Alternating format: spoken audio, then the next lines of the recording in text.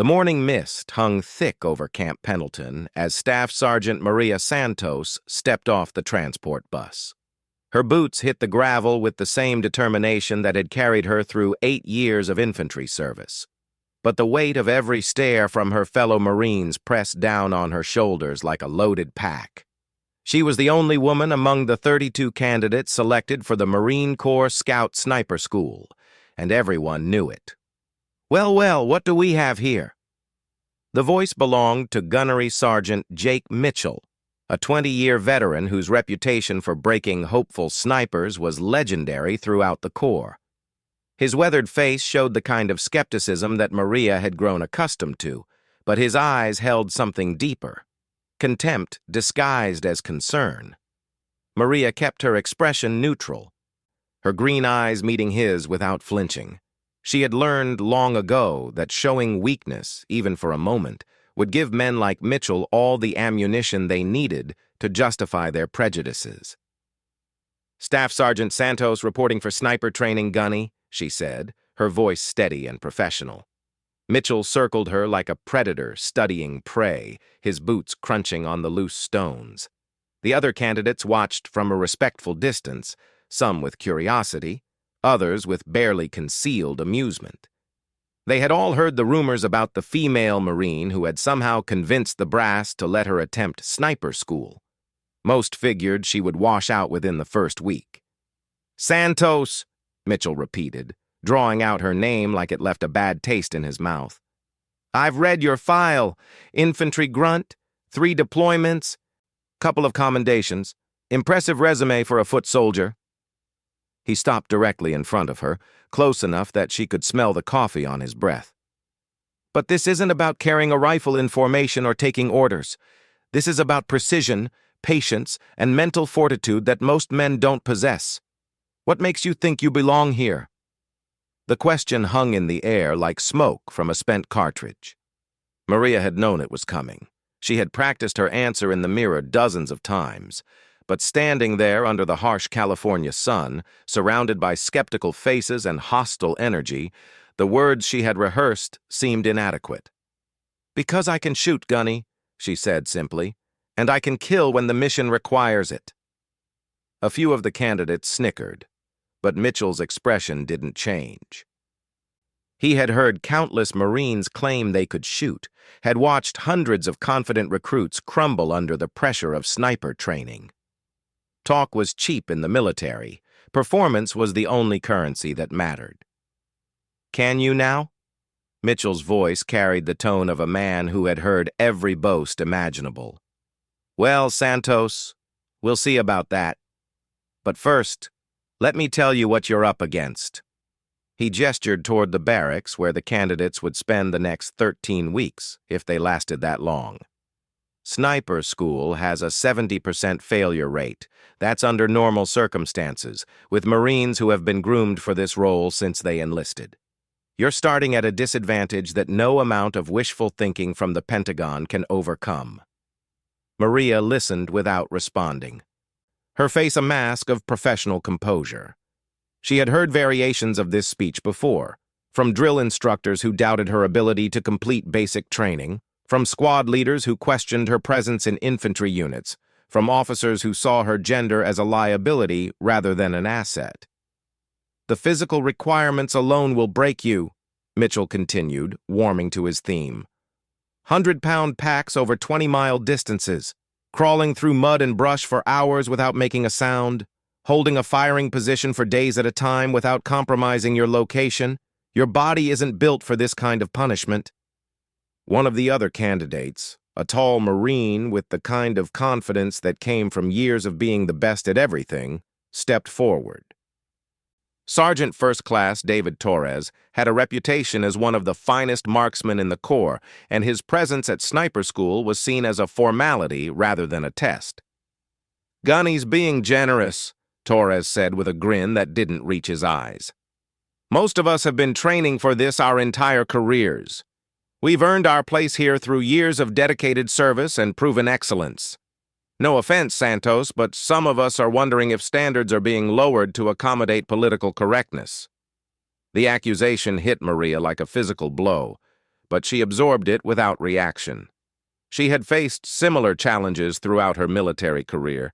Men who assumed her achievements were handed to her rather than earned through blood, sweat, and sacrifice. The familiar anger began to build in her chest, but she channeled it into focus rather than fury. "None taken," she replied evenly. "I'm sure the training will sort out who belongs and who doesn't."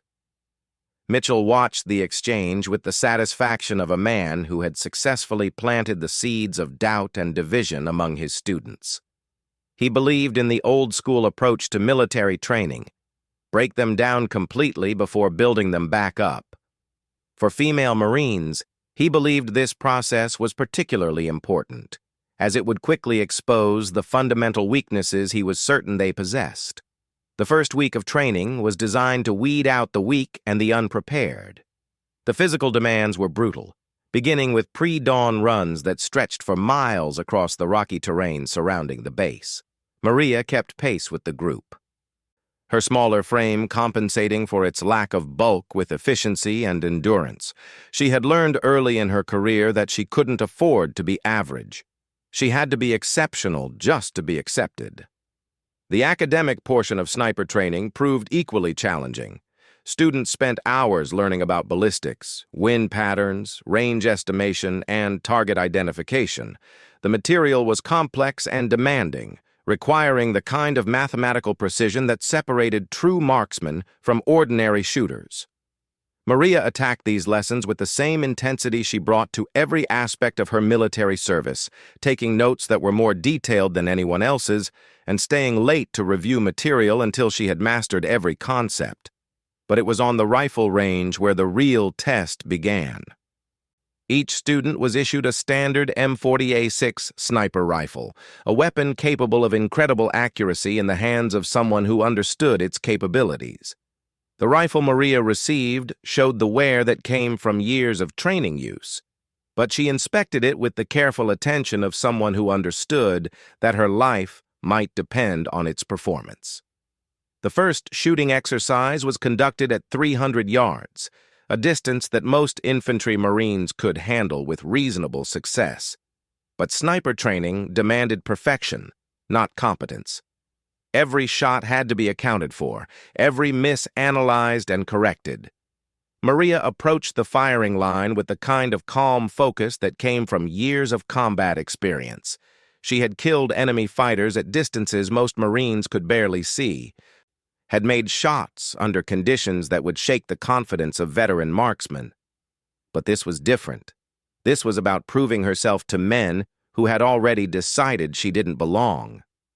She settled into the prone position behind her rifle, adjusting her body until the weapon became an extension of her will rather than a separate tool. The target downrange seemed impossibly small, a mere dot in the distance that demanded absolute precision. She controlled her breathing, slowing her heart rate until each beat became a metronome for her shot timing. The first shot broke clean, the rifle's recoil absorbed by her body as the round traveled downrange at nearly 3,000 feet per second. Through her scope, she watched the bullet impact exactly where she had aimed, dead center in the target's bullseye. The range instructor, Staff Sergeant Robert Hayes, observed the shot through his spotting scope with professional detachment. He had seen thousands of Marines take their first shots in sniper school, and while Santos had hit the target, one successful shot proved nothing about her overall capability. "Good shot, Santos," he said without enthusiasm. "Let's see if you can repeat it." Maria worked the rifle's bolt smoothly, ejecting the spent cartridge and chambering a fresh round. Her second shot followed the same precise routine: controlled breathing, steady aim, smooth trigger squeeze. The bullet struck within inches of her first shot, grouping tightly in the target's center.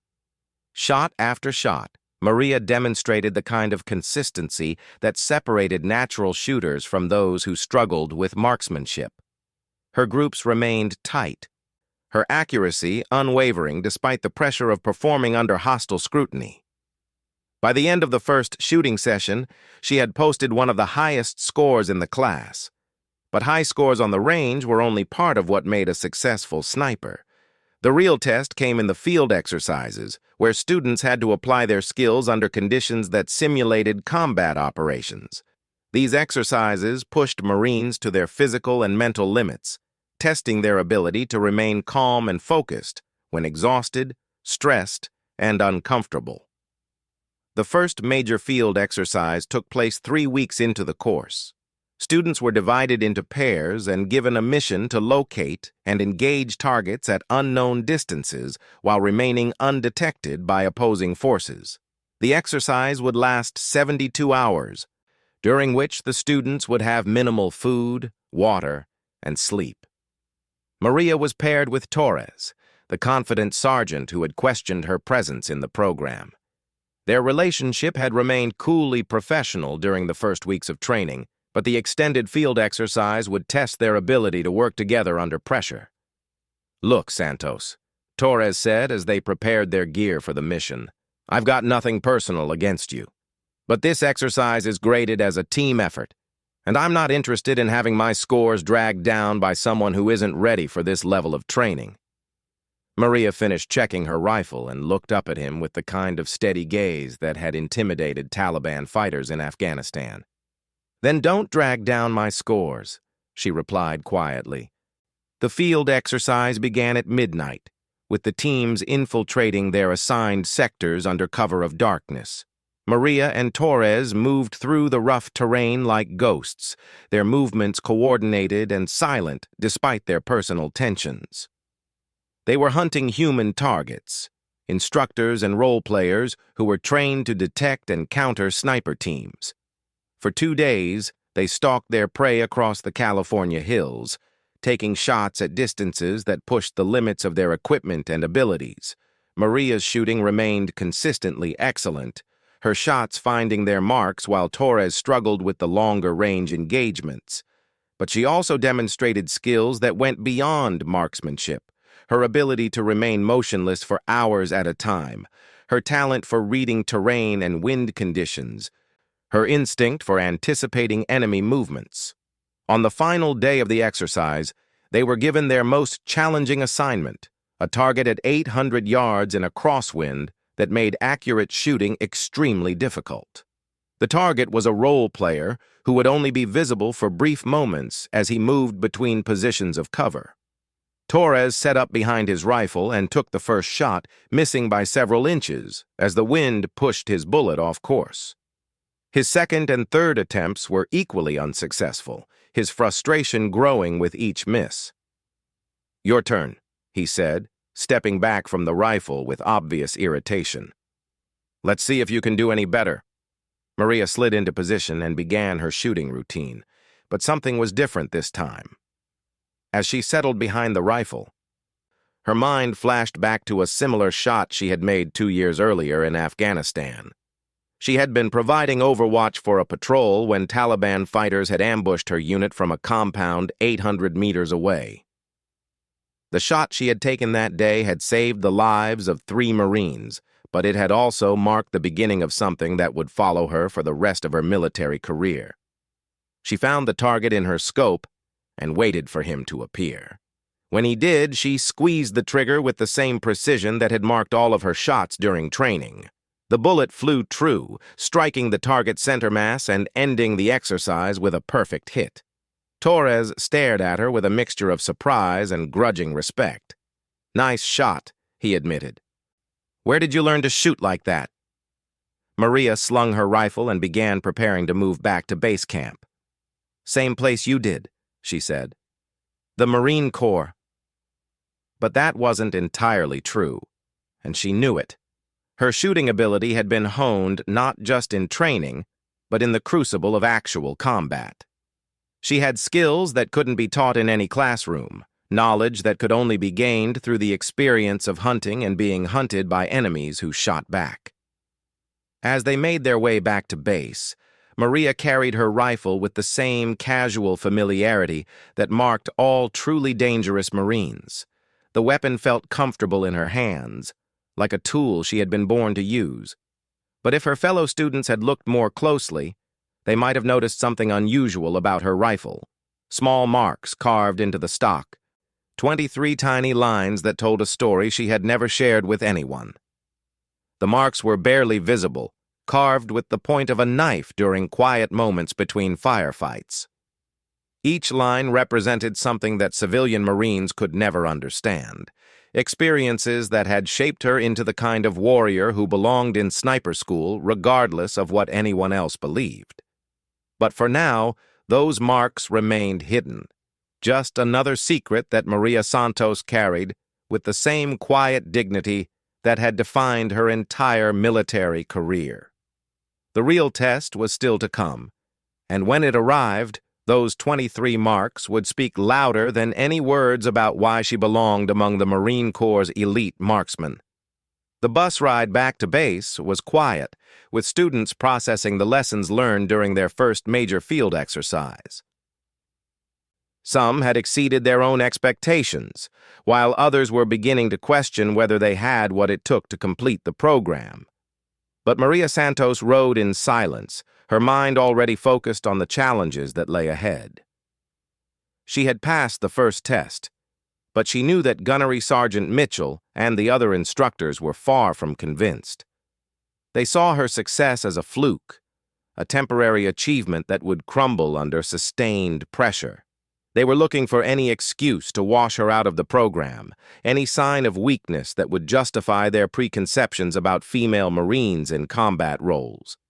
What they didn't understand was that Maria Santos had already been tested in ways that no training exercise could replicate. She had faced death and dealt it in return, had made impossible shots under conditions that would break the spirit of lesser Marines. The 23 marks on her rifle stock were testament to a level of experience that few people in the military could claim, and certainly none of her fellow students. But that revelation was still weeks away. For now, she was content to let her instructors and classmates underestimate her. In her experience, being underestimated was often the greatest advantage a warrior could possess. The real war was just beginning. The 6th week of sniper school brought a new level of intensity that separated the truly dedicated from those who were merely competent. The physical demands increased exponentially, with students expected to carry full combat loads over increasingly difficult terrain while maintaining the mental focus necessary for precision shooting. Sleep deprivation became a constant companion as night training exercises stretched into dawn and academic classes resumed before exhausted minds had time to recover. Maria Santos had settled into a routine that allowed her to excel despite the mounting pressure. She woke each morning at 4:30, 30 minutes before réveillé, using the quiet time to review the previous day's lessons and prepare mentally for whatever challenges lay ahead. Her fellow students had begun to notice her consistency, but their recognition came with undertones of suspicion rather than respect. "She's not natural," Corporal Jimmy Henderson whispered to Torres during a break in their ballistics class. Henderson was a farm boy from Iowa whose hunting experience had given him confidence with rifles, but the academic demands of sniper school were proving more challenging than he had anticipated. "Nobody shoots that well without some kind of advantage. Maybe the instructors are cutting her slack to make sure she passes." Torres glanced across the classroom at Maria, who was taking notes with the same methodical precision she brought to everything else. Over the past month, he had watched her perform consistently at a level that impressed even the most experienced instructors, but he couldn't shake the feeling that there was something different about her approach to training. "I've been watching her during the shooting exercises," Torres replied quietly. "Her technique is flawless, but it's not like she learned it in basic marksmanship training. She handles that rifle like she's been using it for years." What Torres couldn't know was that Maria's familiarity with the M40A6 went far beyond standard Marine Corps training. During her second deployment to Afghanistan, she had been temporarily attached to a reconnaissance unit as a designated marksman, a role that had given her extensive experience with precision rifles under combat conditions. The classified nature of that assignment meant her official records showed only infantry experience. But the skills she had developed during those 6 months had saved her life more times than she cared to remember. The morning's training began with a lecture on urban sniper operations, a specialized field that required different skills than the rural engagements most students were accustomed to. Staff Sergeant Hayes stood before a map of a simulated city environment, pointing out the advantages and disadvantages of various firing positions. Urban sniping is about patience and invisibility, Hayes explained, his laser pointer highlighting a series of buildings that could provide concealment. In rural environments, you can use natural terrain to mask your position. In cities, you have to blend in with the man-made landscape while maintaining clear lines of sight to your target. Maria listened intently, but her mind was already processing the information through the filter of real-world experience. She had conducted urban sniper operations in Fallujah, where the margin for error was measured in heartbeats rather than minutes. The theoretical knowledge Hayes was sharing was valuable, but it lacked the urgency that came from knowing that a missed shot could result in friendly casualties. The practical application of the morning's lesson took place in a mock urban environment constructed on the base's training area. Students were given scenarios that required them to locate and engage targets while avoiding detection by enemy forces. The exercise was designed to test their ability to analyze complex environments and make tactical decisions under pressure. Maria was paired with Lance Corporal Kevin Walsh, a quiet Marine from Boston whose methodical approach to training had earned him respect among the instructors. Unlike some of her previous partners, Walsh seemed genuinely interested in working as a team rather than competing for individual recognition. "What's your read on this scenario?" Walsh asked as they studied the mock cityscape from their initial position. The exercise called for them to eliminate 3 high-value targets while avoiding counter-sniper teams that were hunting them from unknown positions. Maria surveyed the terrain with the trained eye of someone who had faced similar challenges in the real world. She could see firing positions that offered excellent concealment but limited escape routes, areas where the shadows would provide cover during certain times of day, and building layouts that could either trap or protect a sniper team, depending on how they were used. "The obvious positions are traps," she said quietly, pointing to a church bell tower that dominated the skyline. "Counter-snipers will be watching those locations. We need to think like hunters, not like targets." They spent 45 minutes moving through the urban environment, using techniques that Maria had learned through trial and error in Iraq and Afghanistan. She led Walsh through a series of positions that maximized their concealment while providing clear fields of fire, demonstrating an understanding of urban tactics that impressed her partner. When they finally engaged their first target, Maria's shot was perfect, a clean hit from 400 yards through a window that was barely visible from their position. The second target required them to relocate quickly to avoid detection, a movement that Maria executed with the smooth efficiency of someone who had performed similar actions under life-or-death conditions. The final target presented the most challenging shot of the day, a role player positioned behind partial cover at 600 yards, visible only when he moved between 2 buildings. The shot required precise timing and perfect accuracy, as missing would alert the enemy to their position. Walsh set up behind his rifle and waited for the target to appear, but when the moment came, his shot missed by inches. The role player immediately took cover, forcing them to wait for another opportunity that might never come. "Your turn," Walsh said, frustration evident in his voice. "This guy knows we're here now. He's not going to make it easy." Maria slid into position and began the mental process that had become second nature during her combat deployments. She calculated wind speed and direction, estimated the target's movement pattern, and prepared for a shot that would have to be perfect on the first attempt. When the target appeared again, he was visible for less than 2 seconds. Maria's shot broke cleanly during that brief window, the bullet traveling 600 yards to find its mark with deadly precision. The exercise ended with their team achieving a perfect score. But Maria felt no satisfaction from the accomplishment. As they prepared to leave the training area, Walsh shook his head in amazement. "That was incredible shooting. Where did you learn to read targets like that?" Maria shouldered her rifle without answering immediately. The truth was complicated, involving classified operations and experiences she couldn't share with fellow students. Instead, she offered the same explanation she had given to everyone else. "Practice," she said simply. "Lots of practice." But Walsh wasn't satisfied with that answer.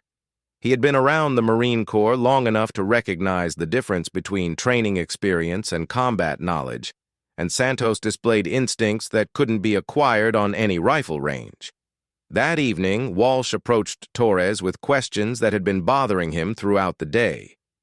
They found a quiet corner of the barracks where they could talk without being overheard by the instructors or other students. "There's something different about Santos," Walsh said without preamble. "The way she handles tactical situations, her shooting technique, even the way she carries herself. She's not just another infantry marine trying to become a sniper." Torres had been thinking the same thing, but hearing it from Walsh confirmed his suspicions. "I've been wondering about her background, too. Her official record shows standard infantry assignments, but her skills suggest something more specialized." They were both experienced enough to recognize the signs of a Marine who had seen extensive combat, but Santos displayed a level of tactical sophistication that went beyond typical infantry experience. Her understanding of sniper operations seemed intuitive rather than learned, as if she was remembering skills rather than acquiring them for the first time. "Maybe we should ask Mitchell about her background," Henderson suggested when he joined their conversation. "If she's got special training that gives her an advantage, the instructors should know about it." Torres considered this suggestion but decided against it. Military protocol discouraged students from questioning their instructors about fellow Marines' backgrounds, and such inquiries could easily be interpreted as attempts to undermine a classmate's credibility. "Let's focus on our own training," he said finally. "If Santos has advantages we don't know about, that's between her and the instructors." But the conversation reflected a growing tension within the sniper school class. Maria's consistent excellence was beginning to create divisions among students who had expected her to fail quickly and quietly. Some respected her abilities while remaining puzzled by their apparent source, while others were beginning to suspect that external factors were influencing her success. Gunnery Sergeant Mitchell was also taking notice of Maria's performance, but his observations were colored by decades of prejudice against female Marines in combat roles. He had seen plenty of Marines who excelled during training, only to crumble under the pressure of real-world operations, and he remained convinced that Santos would eventually reveal the weaknesses he expected from all female soldiers. "She's performed well so far," Mitchell admitted to Hayes during their weekly instructor meeting, "but we haven't really tested her limits yet. The advanced exercises will separate the wheat from the chaff." Hayes nodded, but he wasn't entirely convinced that Santos would fail as dramatically as Mitchell predicted. Her shooting scores were among the highest in the class, her tactical knowledge seemed remarkably sophisticated, and her composure under pressure rivaled that of the most experienced students. "What if she doesn't break?" Hayes asked. "What if she actually has what it takes to complete the program?" Mitchell's expression hardened at the suggestion. His opposition to female Marines in sniper roles went beyond simple prejudice.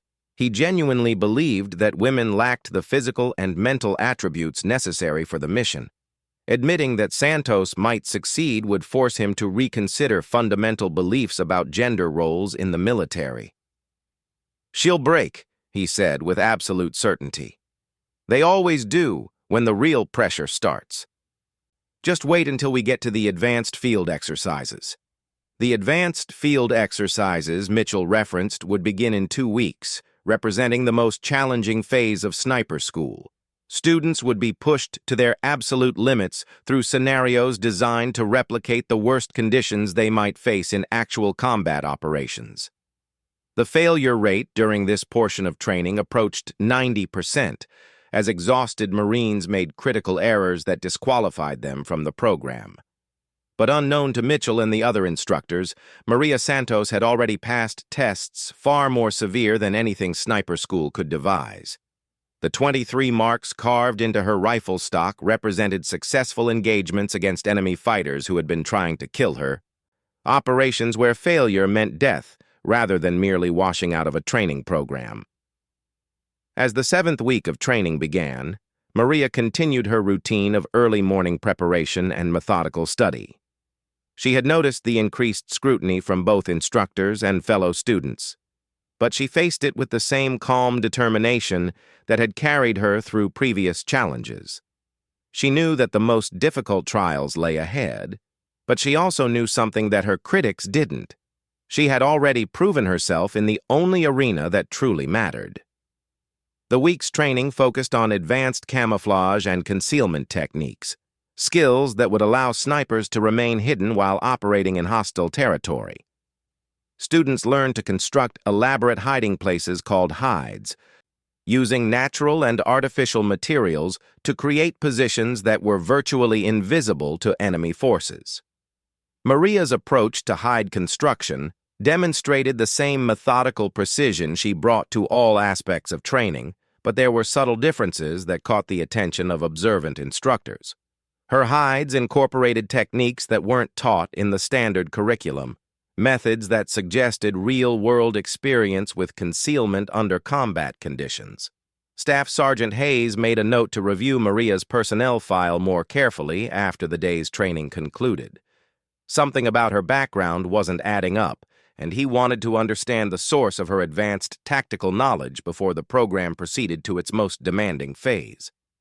That evening, Hayes spent several hours reviewing classified personnel records, looking for information that might explain Santos's unusual level of competence. What he discovered would change everything he thought he knew about the quiet Marine who had been quietly excelling in every aspect of sniper training. Hidden within her service record, accessible only to personnel with appropriate security clearances, Hayes found references to assignments that officially didn't exist. Maria Santos had spent 6 months attached to a special operations unit conducting classified missions in Afghanistan, operations that had required her to function as a sniper in support of sensitive reconnaissance activities. The records were heavily redacted, but Hayes could piece together enough information to understand that Santos had extensive combat experience with precision shooting. Her temporary assignment to the Special Operations Unit had given her opportunities to develop skills that far exceeded anything available through normal Marine Corps training. Armed with this knowledge, Hayes faced a dilemma. Military protocol required him to share relevant information about students with other instructors, but Santos's classified background created complications that could affect her treatment during the remainder of the program. If Mitchell learned about her special operations experience, it might influence his evaluation of her performance in ways that could be unfair to other students. After considerable deliberation, Hayes decided to keep his discovery confidential until he could determine the best way to handle the situation.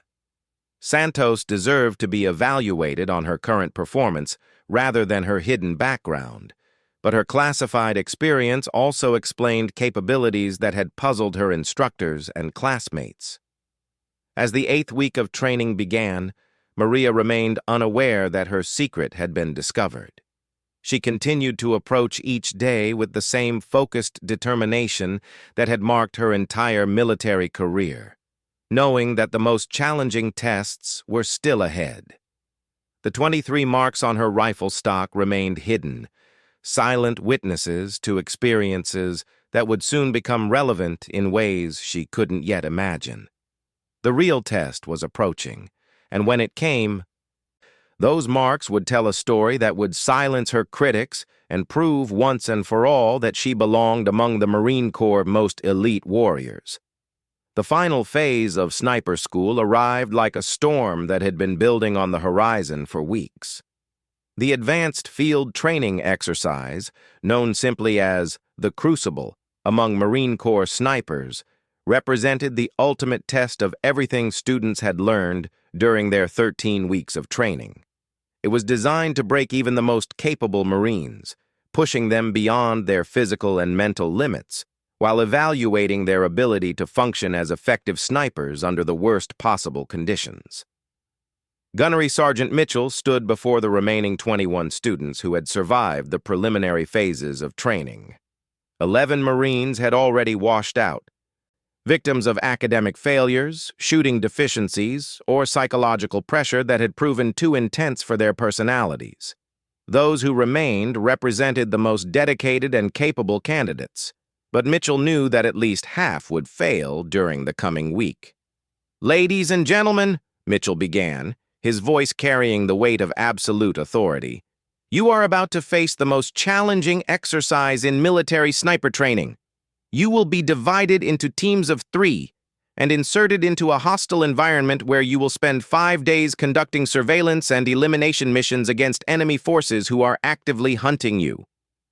Maria Santos listened with the calm attention she had maintained throughout the entire program, but something deep in her mind was stirring. The scenario Mitchell described was uncomfortably similar to operations she had conducted 2 years earlier in Afghanistan. Missions that officially didn't exist, but had left permanent marks on her soul and her rifle. "The enemy forces you will face are highly trained Marines from our Special Operations Command, veterans of multiple combat deployments who understand sniper tactics as well as you do," Mitchell continued. "They will be using thermal imaging equipment, counter-sniper techniques, and psychological warfare methods designed to force you into making mistakes that will result in your immediate dismissal from the program." Torres glanced at Maria from across the formation, noting her expression of focused concentration. Over the past weeks, he had developed a grudging respect for her abilities, but he remained puzzled by the source of her tactical knowledge. The upcoming exercise would provide the ultimate test of whether her skills were genuine or somehow artificially enhanced. "Your team assignments have already been determined," Mitchell announced, reading from a clipboard with bureaucratic precision. "Santos, Torres, Henderson, you are Team Alpha. Your insertion point and mission objectives will be briefed separately." Maria felt a mix of anticipation and concern at learning her team composition. Torres had proven himself to be a competent partner despite his initial hostility, but Henderson remained skeptical about her capabilities and had made several comments suggesting he believed she was receiving favorable treatment from the instructors. The briefing for Team Alpha took place in a secure room where classified mission details could be discussed without risk of compromise. Captain Sarah Williams, the officer overseeing the exercise, spread detailed maps across the table while explaining their objectives. "Your target area covers approximately 50 square kilometers of mountainous terrain that has been designated as enemy-controlled territory," Williams explained, pointing to various landmarks on the map. "Your mission is to conduct surveillance on 3 specific locations and eliminate designated high-value targets when they appear. The targets were role players who would move through the area according to predetermined schedules, but the timing and routes of their movements would be unpredictable. Team Alpha would have to maintain continuous observation of multiple locations while remaining undetected by the counter-sniper teams actively searching for them." "The terrain is challenging," Williams continued, "with limited water sources and extreme temperature variations between day and night. You will be carrying minimal supplies and cannot be resupplied during the exercise. Any team member who is detected or fails to meet mission objectives will result in the entire team's disqualification." Henderson raised his hand with obvious concern. "Ma'am, what are the rules of engagement if we encounter the opposing force teams?" "Laser engagement simulation," Williams replied, But understand that these opposing force Marines have been instructed to use any legal means necessary to locate and neutralize sniper teams. They will be conducting night operations, using tracking dogs, and employing psychological tactics designed to force you into compromising your positions. Maria absorbed this information with the detached analysis of someone who had faced similar challenges under actual combat conditions. The exercise was designed to be as realistic as possible, but she knew that no training scenario could fully replicate the psychological pressure of knowing that real bullets would follow if mistakes were made. The insertion took place at midnight, with Team Alpha being dropped by helicopter at coordinates that placed them 8 kilometers from their first objective. They had 6 hours of darkness to establish their initial hide position and begin surveillance operations, time that would prove crucial for the success of their mission. Moving through the rough terrain under starlight, Maria took point with the natural confidence of someone who had conducted similar infiltrations in hostile territory. Her night vision was exceptional, allowing her to navigate obstacles that slowed her teammates and choose routes that minimized their exposure to potential observation. "How does she see so well in the dark?" Henderson whispered to Torres as they followed Maria up a steep ridge covered with loose rocks and thorny vegetation. "It's like she's done this before." Torres didn't respond immediately, but he had been wondering the same thing. Maria's movement techniques were flawless, demonstrating skills that went far beyond anything taught in standard infantry training. She seemed to anticipate terrain features before they became visible, choosing paths that provided optimal concealment while maintaining tactical flexibility. They reached their initial position 3 hours before dawn, a carefully chosen location that offered observation of their first target area while providing multiple escape routes if they were discovered. Maria immediately began constructing a hide using techniques that impressed her teammates with their sophistication and effectiveness. "Where did you learn to build hides like that?" Henderson asked as he watched her create a position that was virtually invisible from any angle. The construction incorporated advanced camouflage methods that weren't part of the standard sniper school curriculum. "Field experience," Maria replied without elaborating. She couldn't explain that she had learned these techniques during classified operations in Afghanistan, missions that had required her to remain hidden for days at a time while observing Taliban commanders and waiting for opportunities to eliminate them. The first target appeared at their surveillance location just after sunrise, a role player portraying a high-ranking enemy officer who would be visible for only brief periods throughout the day. The shot would be challenging, 700 yards across a valley with unpredictable wind conditions that could push a bullet off course by several inches. Torres took the first attempt, carefully calculating the ballistic solution and waiting for optimal conditions.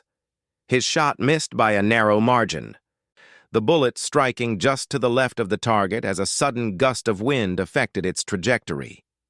The miss meant they would have to wait for another opportunity that might not come for hours. "My turn," Maria said quietly, sliding into position behind her rifle. As she settled into her shooting stance, muscle memory from dozens of similar engagements in Afghanistan took control of her movements. This wasn't just a training exercise anymore.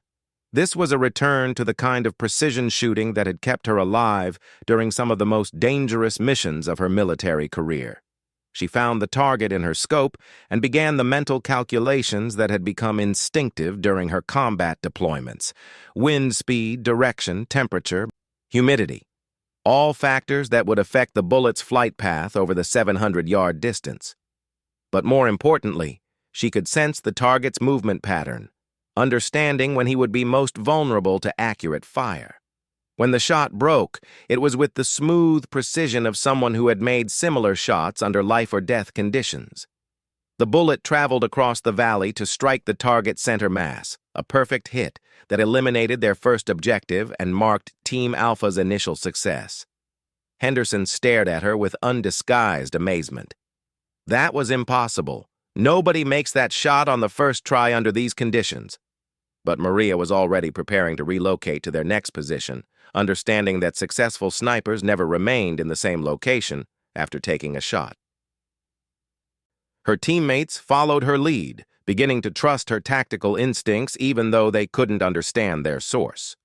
The second day brought increased pressure as opposing force teams began aggressive patrols designed to locate and eliminate the sniper teams.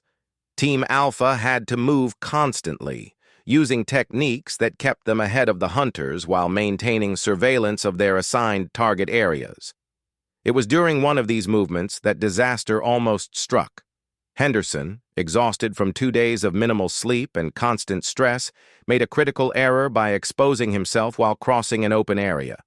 A counter-sniper team immediately detected his movement and began closing in on their position. "Contact left," Torres whispered urgently as he spotted the approaching enemy team through his scope. 4 Marines, approximately 400 meters and closing. They know where we are. Maria quickly assessed their tactical situation with the calm analysis of someone who had faced similar threats in actual combat. They could attempt to evade, but the terrain offered limited concealment, and the enemy team was positioned to cut off their most obvious escape routes. Fighting was not an option under the exercise rules, leaving them with few alternatives. "Follow me," Maria said quietly, taking charge of the situation with natural authority. "Stay low and move only when I move." She led them through a series of positions that used micro-terrain features to mask their movement from the pursuing team. Her route selection was brilliant, incorporating natural defilade and shadows that kept them invisible while allowing rapid movement toward safety. Within 30 minutes, they had escaped the encirclement and established a new position several kilometers away. "How did you know that route would work?" Torres asked once they had reached safety. "You navigated us through that terrain like you had a GPS system in your head." Maria was cleaning her rifle when the question was asked, using the methodical process that had become ritual during her military service. As she worked, Henderson noticed something he had never seen before. Small marks carved into the wooden stock of her weapon, tiny lines that were barely visible unless viewed from the correct angle. "Santos," Henderson said quietly, "what are those marks on your rifle?" The question hung in the air like smoke from a discharged cartridge. Maria's hands stopped moving as she realized that her secret was about to be revealed. The 23 marks carved into her rifle stock told a story that she had never shared with anyone. Experiences that officially didn't exist, but had shaped her into the warrior she had become. Torres moved closer to examine the marks, his expression changing as he began to understand their significance. Each line was precisely carved, uniform in size and spacing, arranged in groups that suggested methodical record-keeping rather than random decoration. "Those are kill marks," Torres said with sudden understanding. "Each line represents a confirmed enemy elimination." Maria met his gaze without flinching, the mask of secrecy finally falling away after months of careful concealment. 23 confirmed kills during classified operations in Afghanistan, she said quietly. All at distances exceeding 600 meters. The revelation hit her teammates like a physical blow. Henderson's mouth fell open as he realized that he had been training alongside a combat veteran whose experience far exceeded that of their instructors. Torres simply stared, his mind struggling to process the implications of what he had just learned. "You're not just another infantry marine," Henderson said finally. "You're a proven combat sniper who's been pretending to learn skills you already mastered in actual warfare." Maria finished cleaning her rifle and began preparing for their final mission objective. "I never lied about my qualifications," she said. "My assignment to Special Operations was classified, and I couldn't discuss it without proper authorization. But I earned my place in this school the same way everyone else did." Torres was beginning to understand the full scope of what had been happening during their training. Santos hadn't been learning to become a sniper. She had been demonstrating skills acquired through some of the most dangerous missions the Marine Corps conducted. "Those shots you made that seemed impossible," he said slowly. "You were remembering rather than learning. Combat teaches lessons that can't be replicated in any training environment," Maria replied. "Every mark on this rifle represents a situation where failure meant Marines would die. That kind of pressure creates instincts that peacetime training can't develop." Their conversation was interrupted by the appearance of their final target, a high-value role player who would only be visible for a brief window of time. The shot was the most challenging of the exercise. 900 yards in difficult lighting conditions with a crosswind that made accurate shooting extremely difficult. Henderson and Torres both attempted the shot without success, their bullets missing the target despite careful preparation and calculation. The exercise would end in failure unless Maria could accomplish what had proven impossible for her teammates. She settled behind her rifle with the calm confidence of someone who had made similar shots under far more demanding conditions. As she acquired the target in her scope, memories of Afghanistan flooded back, Taliban commanders who had to be eliminated to protect American forces, shots made in darkness and storms, engagements where the margin for error was measured in heartbeats. The shot broke cleanly, the bullet traveling 900 yards to strike the target with devastating accuracy. The exercise ended with Team Alpha achieving a perfect score, but more importantly, it ended with Maria Santos finally receiving the recognition she had earned through blood and sacrifice in defense of her country. Word of her background spread quickly through the sniper school, reaching Gunnery Sergeant Mitchell within hours of Team Alpha's return to base. The discovery that Santos was a decorated combat veteran with extensive sniper experience forced him to reevaluate everything he had believed about her presence in the program. 23 confirmed kills, Staff Sergeant Hayes reported during their debrief meeting. All at extended range during classified special operations missions. She wasn't learning to be a sniper. She was demonstrating skills acquired under actual combat conditions. Mitchell struggled to process this information, his fundamental beliefs about female Marines in combat roles challenged by undeniable evidence of extraordinary competence. Santos had proven herself not just in training, but in the ultimate test of actual warfare against enemies who shot back. Why wasn't this information available in her standard personnel file? Mitchell asked, though he already knew the answer.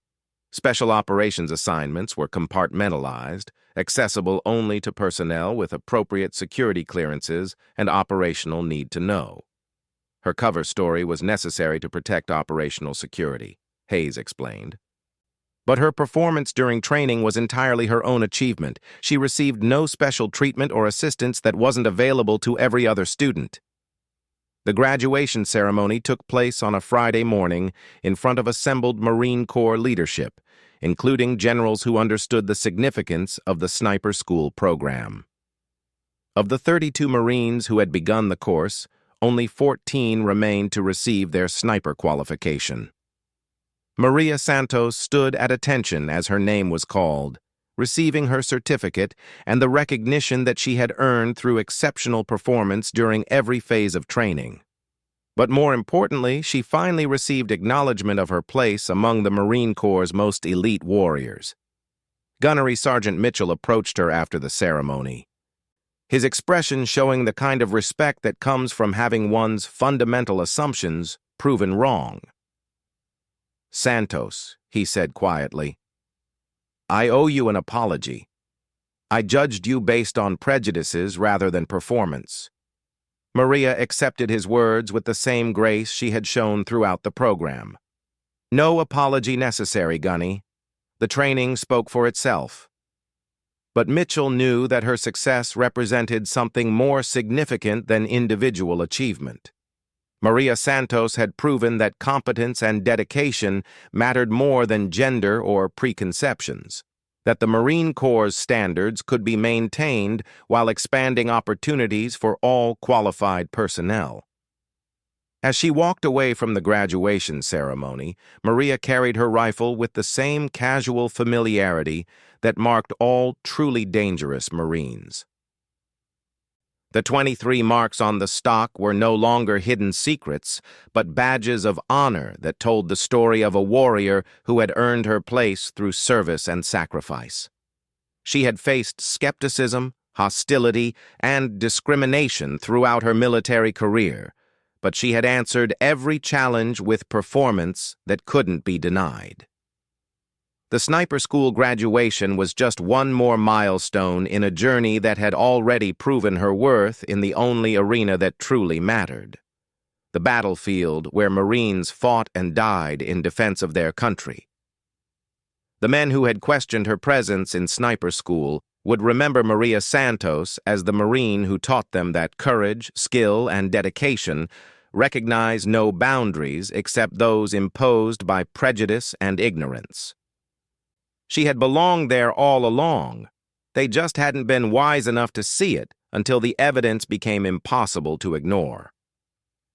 The 23 marks on her rifle would always remind her of the price she had paid to earn her place among the elite, but they also served as testament to the truth that warriors are measured by their actions rather than their appearance. In the end, that was the only measurement that mattered.